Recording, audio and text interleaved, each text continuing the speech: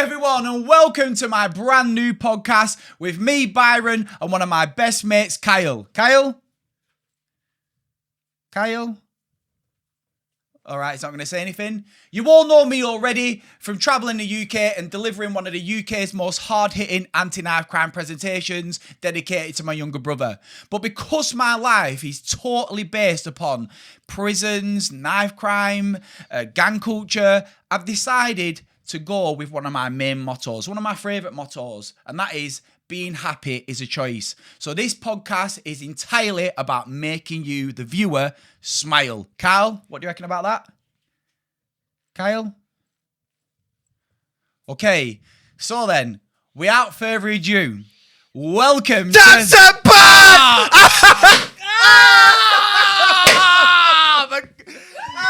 Oh my God! Oh, I'm going to say that! A generation where nobody can carry knives. A generation of pints. A generation of tears and nights. Now we're living in a world. Right, so let's dive straight in. So this episode is actually dedicated to something really close to mine and Kyle's heart, isn't it? So we decided to call this episode, well, episode number 1, Surviving the 90s. The 90s. Yeah, because I don't think that kids have any idea that even just living with your mum was like living in Jumanji or something. The toughest era. I don't care what anyone says. 90s was the toughest era. This is what I mean. It's like... Builds character, guys. Builds character. Builds prisoners. Yeah. So, before we start, Kyle... I've no feelings. Let's assume the position. Oh, there we go. We didn't just go all out. We didn't just get the setting right. We didn't just get the signs right. We got recliners, brother. Oh, God, yeah. What you saying, cha? I'm comfy. You're comfy, comfy, I feel mate. good. I feel good right now. Yeah. Shut up. We got an audience here I feel today. good outing parents of how they used to discipline us. Mate, I think the scary thing is Carl's mum is actually here. Hi, Mum. Hi, Mum. So she's like on board with this program, but I feel like I might even get some lashings after this. I might get some lashings because your mum is like, meters away from us, like tens of meters away. My mum is literally there. This is what I mean. My mum's in a different postcode. You're Your mum's safer than me. In the same gaff, bro. You're safer than me right now. That's what I'm saying, man. That's what I'm saying. This was so for all of you who's watching, I've not told my mum what this episode is called because she's always like, Byron, don't tell everyone what I was like. And I'm like, Mum, you is like I describe my mum as like, imagine if Conor McGregor had a baby with Tyson Fury, but then wanted to hit kids. Do you know what I'm saying? Do you get what I'm saying? She's gonna see this. My mum was I said, perfect. I'm sorry, Mama. I never meant to dish you.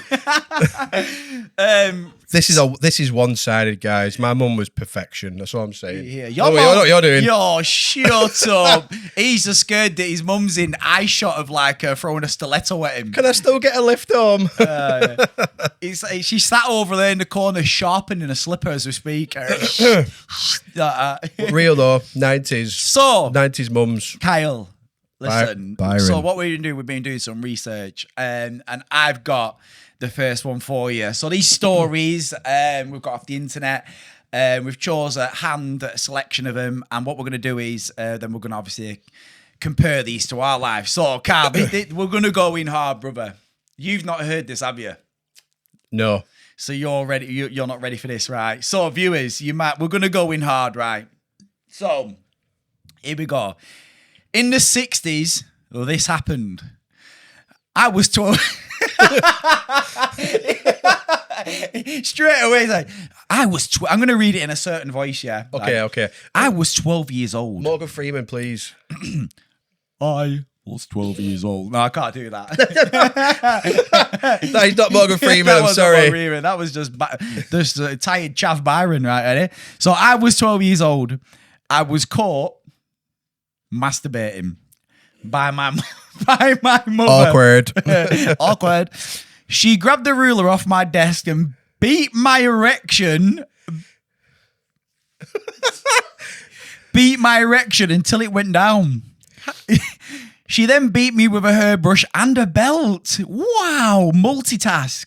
I got, maybe that's why mums are good at multitasking, because they're good at multi-beating.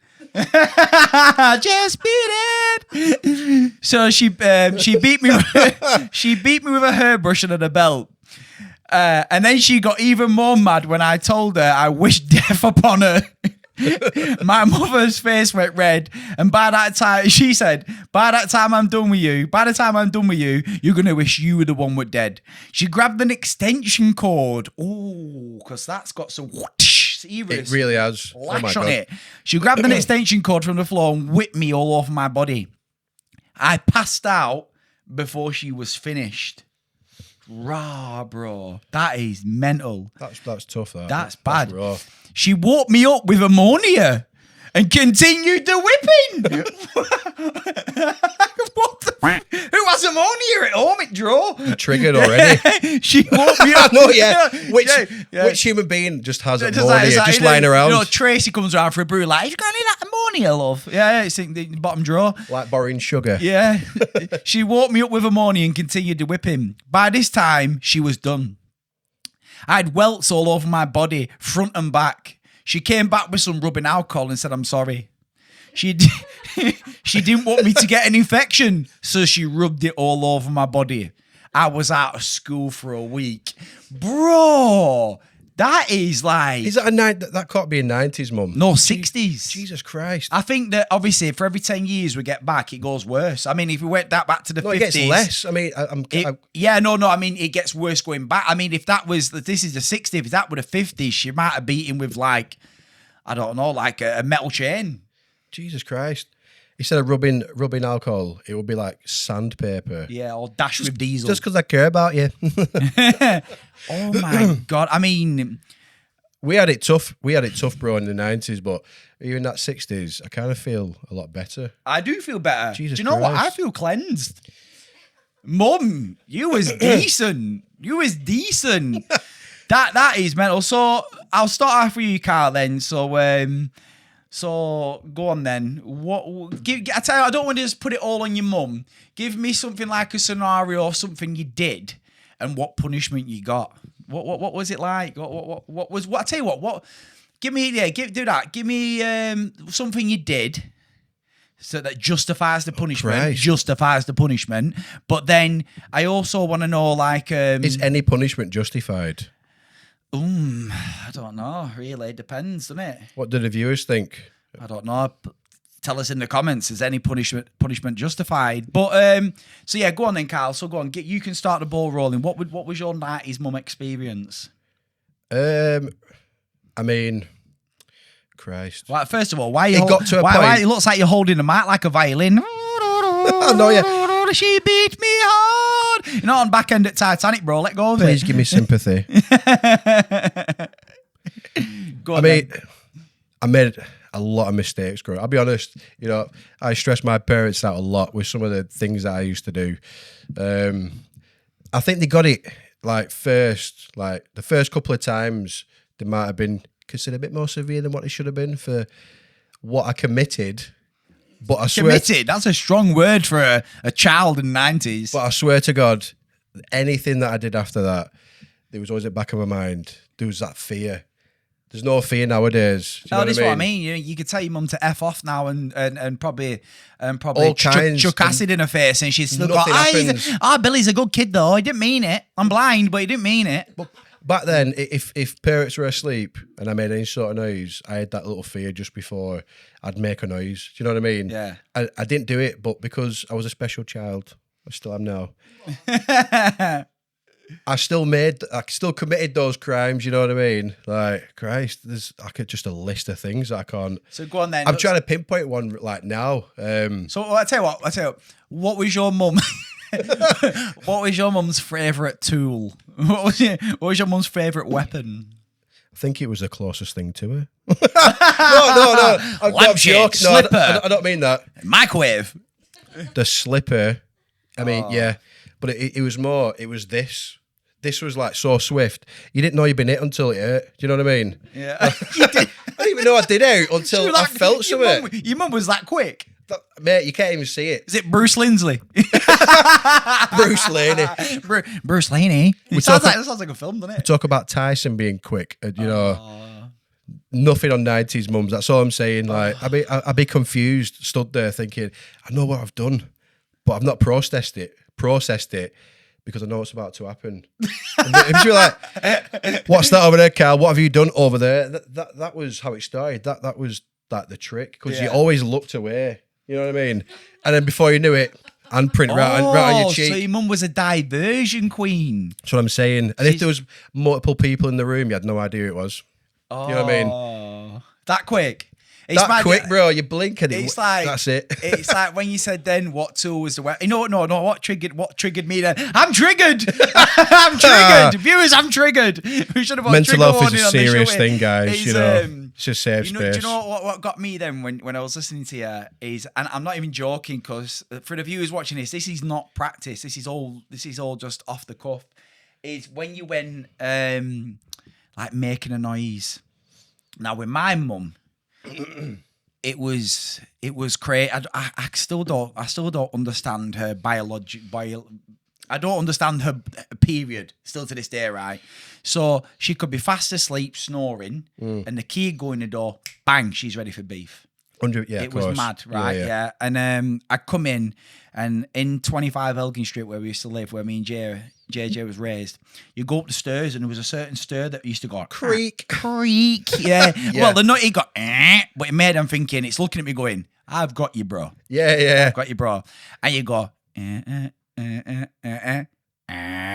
you just hear, we used to describe my mum don't know this, my mates, as the noise. So you'd hear, boom, boom.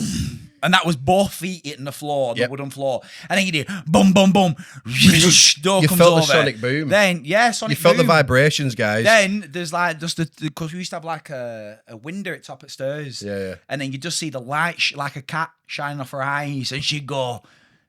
Sometimes you wouldn't even say nothing. A silhouette of something that she picked up. And he just she comes downstairs and whoosh like that. Chris Osborne's in the kitchen trying to eat a pancake we just made. He's going, what's going on? Like that, kicked off. She whips me so hard like I was left hook. Chris falls back, falls into the what would you call it? So like we used to have this washing basket, and it was like made out of plastic. No, wood, but into white. Wicker. Oh my God, wicker basket. Used but to it had do no this. lid. Yeah, wicker, but it had no lid.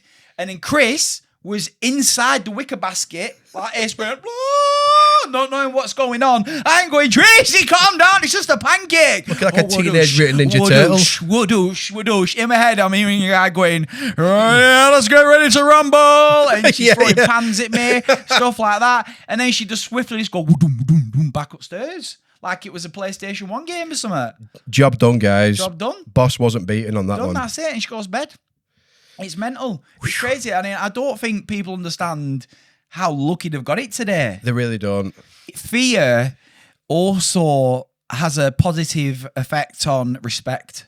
Yeah, of course. Yeah, 100%, you're going to say the same, 100%. weren't you? Carl's one were going to say the same. And it's like, eventually, you learn that I know it's all jokes and that, but if I could go back and change now, I would do, because the way my dad was, my mum was, actually doesn't make you who you are when you're a kid. It's when you're 25 plus, ain't it? That's when you see the benefits of that. Yeah, of course. And if you look at modern day culture now, like I said before, with what I do with the knife crime and stuff like that, it's just kids are running around with no fear for anything. No, of course. And obviously now they mix with, the music that's just brainwashing them, the clothing brands that are brainwashing them. It's just a sad reality of life, and it is crazy. I mean, what do you think about this car? It's like if a good farmer has, let's say, I don't know, 100 cows, right? And he puts really good fences around his farm, feeds them the best feed, looks after them, brings them inside in winter, etc., etc. They're going to become good cars for sale, aren't they?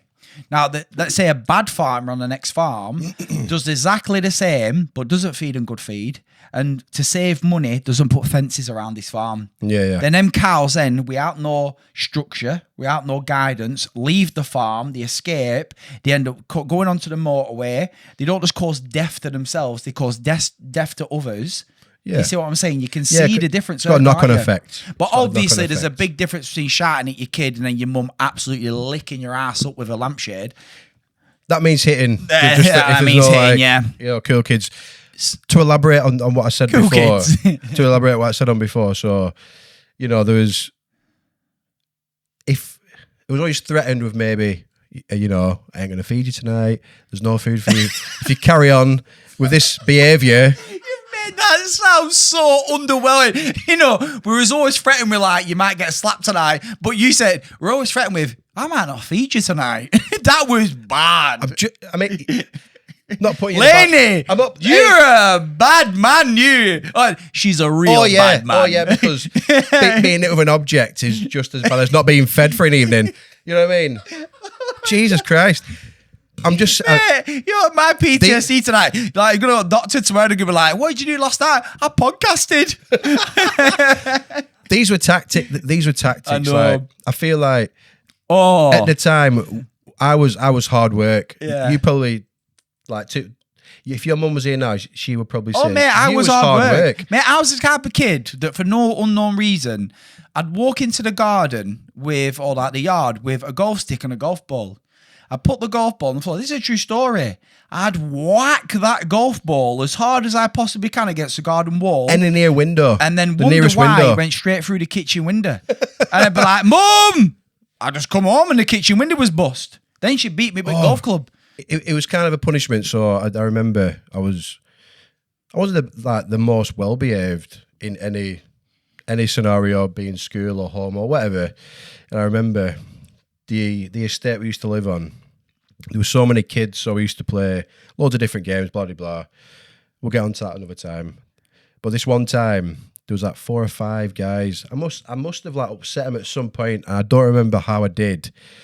But they all wanted to like start with me. Like, start with you means fight with you, basically. So I'm gonna start on him. Yeah.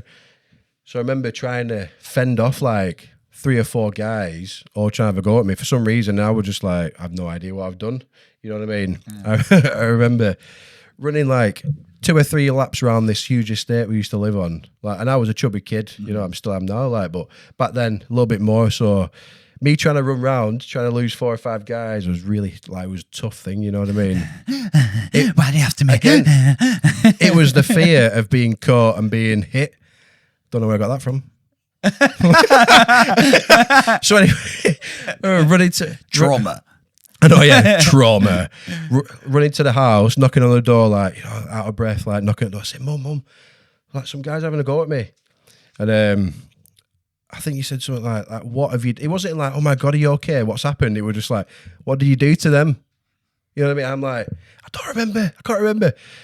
And I think you just said, go outside and sort it out and close the door on me. So I'm like stood outside, gaff, like overwhelmed because I'm tired. I'm being chased by 4 guys. I've sought help to my parents and been told. So your mum shared the beating. Sort it out yourself. So I've turned around, closed the door, and it was just like, that was the coldest time I've ever felt. That's like slaughter. Send into the butcher That's house for the slaughter.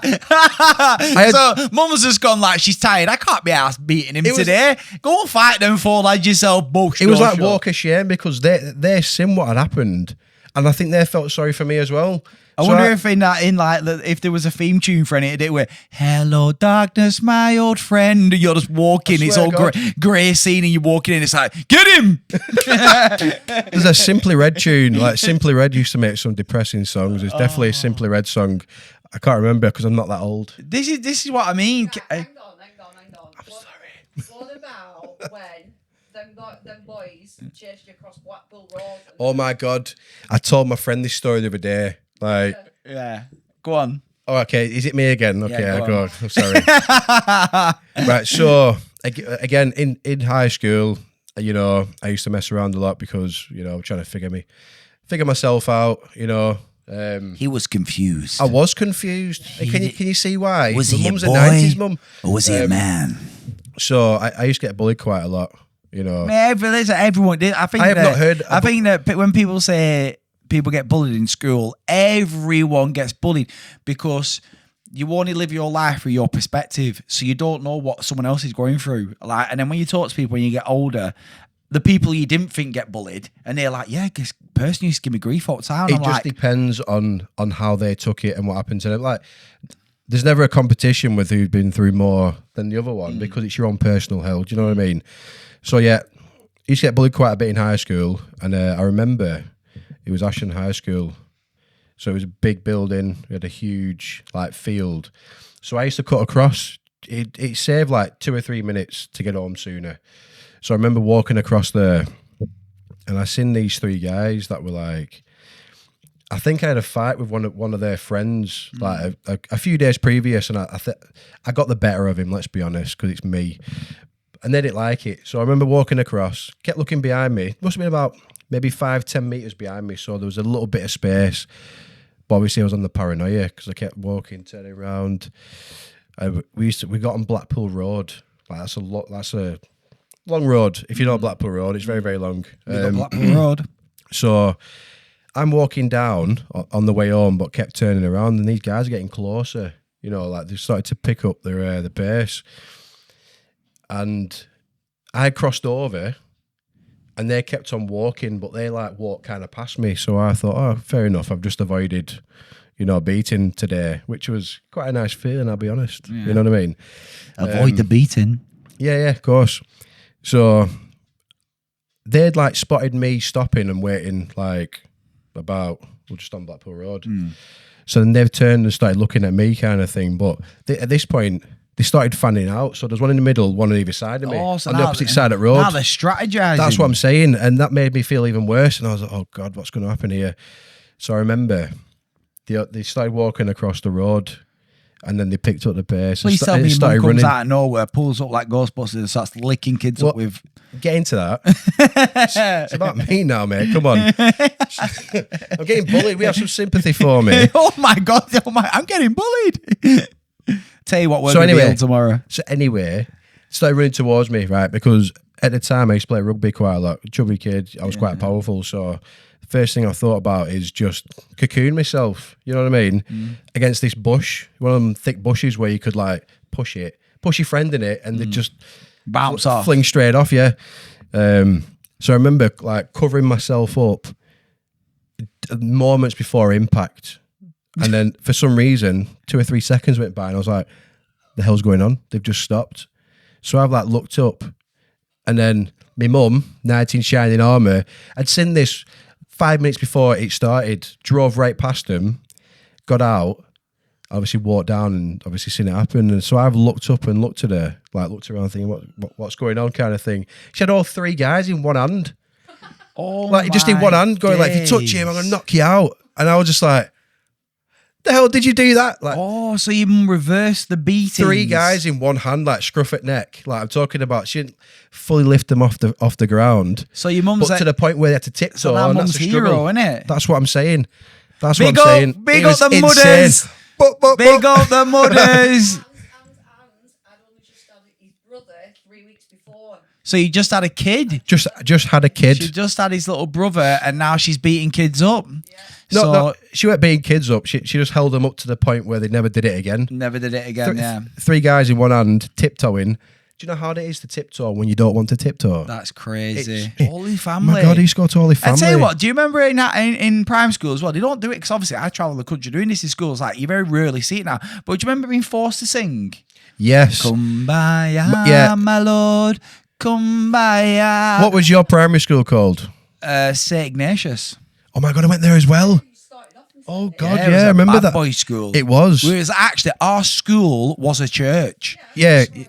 Yes, it was. It was like. God, I remember once I used to beg to be Jesus in the school play, and I did, right. And they wouldn't do this anymore, right? They actually nailed me to a cross. I'm not joking. I used to beg. Mr. Johnson, his name was, and because I was always like the ADHD crazy kid. I was a shepherd. Yeah, well, I got to be the main gaffer. So literally, I like begged him. Listen, I'm gonna trust you, Mr. Johnson. You know What's what happened? What's happened to you now, bro? If we're going on like the Christianity route, I'm Jesus. you ain't here. What am I doing? What am I doing? I'm Chav Jesus. I'm still herding my sheep I'm here to bless you, my fellow for the Chaz. next Jesus. Just saying. So Mr. Johnson, the reason why I remember him is because he used to sing this song going B-I-N-G-O, B-I-N-G-O, B-I-N-G-O, and Bingo was his name. Oh, I remember that. Now in schools they'd be like, yo, it Bingo was his name. Yo, I stabbed him up, yeah, because he wouldn't give me his change, yeah. What? You know what I mean? Here we go. It's mad, innit? Yeah, so that's why I remember him. So anyway, he came up to me, and I went actually in the school. I remember it because we had like a little grass field where we used to play rounders, and he came over, he went, I've got some good news. My God, rounders. He went, I've got some good news. And I was like, yeah, you're going to be Jesus. So I said, right, sound. So anyway, comes to it, and I remember 6-year-old Byron. Sound, don't mate. forget, so Lane, you know, St. Ignatius Church could hold about 500 people. So out of about 500 people, 4 turned up. Anyway, and I remember literally, they literally at the end of it, and I had to they made me walk with a cross, bro, a wooden cross round the church. So each core, so you had 1, 2, 3, 4, 5, 6 stops. So this might be like, he heals someone. The next one was like when he met the disciples. The next one was when he got traited on. So, and then eventually it ends up being crucified. Yeah, but yeah. the last one literally put fake nails in me. And I'm stood there in front of this massive crowd of 4 people. And I remember going like, And then I got to rise again, bro. Like bakers. And now we're here. Like Warburtons. And now I'm here. And I came back like, I've came to bless your soul, Chav. The Chav will never leave you. And now I spread my gospel. I'm not a knife crime teacher, really. I'm a Chav teacher. That's what I'm doing. But you are like what's the word? The most amazing chav I've ever met. Big up the Chavs. Nobody else shoots. No one else suits being a chav, bro. Like you are the original, the OGC, original gangster chav. Original Telling gangster you. chav. All right, big up your nanas. I'm not gonna lie, mate. This one is serious. This was JME serious. Don't let me get serious. No So- one's gonna get that unless they're like our age. I know I said JME and you mixed it into don't let me get serious. I like that. Serious. So listen to this then, brother. Sorry. Mate, you know what? Reading this makes me feel like my mum was PG-13, even though she was Friday the 13th. So I spat my chewed up food once in the kitchen sink because it was disgusting. My parents stood over me and watched me eat it back up. Bro. Bruh. Wait, bruh. That's I don't know. It's a bit too much for me, that. I know, but well, At least that's one thing I never made you do. I bet they never ever spat. I mean, if you're going to spit food out that you don't like, it's going to be the bin or the sink at least because you can wash it I away. know, but bare saliva's in that. Yeah, but it's your own. What if you not brush it? Yeah, but have you ever spat something out and re-ate it? I can't say that I have, but I'm just saying, in that, I mean, that's, that's borderline. I mean, I'm all up for eating a kebab off the floor in my glove, but I ain't regurgitating and eating that kebab back up. You need to get your priorities in order, bro. I'm sorry. I'm sorry. I'm sorry. Kebab on the floor. Flashbacks, mate. I bet one. It don't matter where it is, bro. You know me, bro. I bet one too many burgers off the floor or a bin. I went Magaluf once and Aaron Donaldson's brother gave me a kebab. I had the entire kebab, bro. And I tell you what, the whole thing. It was delicious. As soon as I finished it, he went, "Did you like a kebab, bro?" I said, "Yeah." He went, "I got it out of that bin there." And that is God's honest truth. And you're still friends with this guy, right? Yeah, he's a sick guy. All right, okay. We woke up next day. I thought I had like an issue with that, but I clearly don't. We woke up next day in reception with Aaron Donaldson over us going, "I've just turned up here a day late and I've walked into reception and out of everyone in this hotel, you has led on the..." And we're like, sick all down my face and everything, and I lost a brand new Samsung Galaxy Fold 1 when it first come out, my wallet with €500 and I ate a kebab out of bin. Yeah, boy. My mum was a bit universal. She was like, like the new J-Mill sponge can wash up anything you want. He's picking up dog, he's picking up this. It's a bit like my mum was. You can't swear on live. Yeah, he will boop that. Oh, we boop it? Yeah, will you boop that? Yeah. Help it, Yeah, come on. Boop. Yeah, that as well. Boop. Can you please boop the boop? Yeah, just because why not? He's doing my head in. Pray with me, my people. Big up the chavs in the world. Do not rob nanas. Be decent. Yeah. What about More sausage rolls. what about alternative people? You can't leave us out. Okay, I'll say that again. So You- big up the you don't chavs and care. every other person who is not a chav. Do not rob nanas. Be good. Being happy is a choice. Brap. Anybody that isn't a chav, I mean, whatever, mate, whatever. Yeah, hopefully I might come back and do a second episode. Who knows? Yeah, who knows? Who knows? But yes, so thank you for joining us on the first ever episode of Tats and Bants. We hope you enjoyed it. Appreciate it, guys. Thank Appreciate you. you watching. Do not forget to like, subscribe, and share this video. And as I said, there's plenty more videos coming. Each week's going to be a different topic, and we're going to have a mixture of special guests as well. So obviously, massive thank you. I think this is what I was trying to say, is that we need to pay a special tribute to obviously big up T in the room. Come on, T. Big T, big He's T. our sound getting no engineer, our recording engineer. He's just video Jesus. I'd like to big up the audience, my Mel and Carl's mum. Hey! Big up the beatings, yeah? All right, yeah? And obviously, We start a special glorifying thank being beaten you up to, as a child. Come on. Kyle, obviously Tats and Bants, the second host, and yeah, thank you. Appreciate for it, watching. guys. Appreciate it, yeah. This is a man. Other than that, thank you for watching Tats and Bants. Stay tuned. Peace Much love. out. Bye bye.